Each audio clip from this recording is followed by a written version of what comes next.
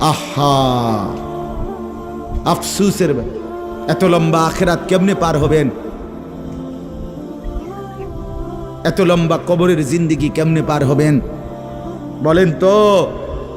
নূহ আলাইহিস সালামের জামানায় যারা মারা গেছে তারা আজ কত হাজার বছর কবরে পড়ে আছে। ইব্রাহিম আলাইহিস সালামের জামানায় যারা মারা গেছে তারা আজকে কতদিন কবরে পড়ে আছে। হ্যাঁ, আবু জেহেল আজকে কত বছর কবরে পড়ে আছে? 1450 বছর, আরো বেশি, 1450 বছর ধরে পড়ে আছে কবরে। এরপরে তো হাসরের মাঠ, এরপরে তো ফুলসেরাত, এরপরে তো জাহান্নাম, আর তো রইছে। তাহলে দুনিয়ায় থাকলি কতদিন, কবরে পড়ে রইলি কতদিন? আপনি বলেন।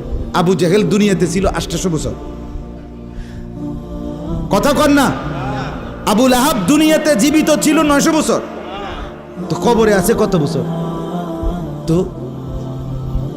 বাঁচছে কয় বছর? নাহলে 60 বছর, নাহলে 70 বছর, ঠিক কিনা বলেন? তাহলে দুনিয়ায় ছিলি কতদিন, কবরে আসত কতদিন? আচ্ছা, এই কথাই এখনই মনে হইল। হ্যাঁ, এরপরে তো সামনেরটি রয়েছেই মিয়া।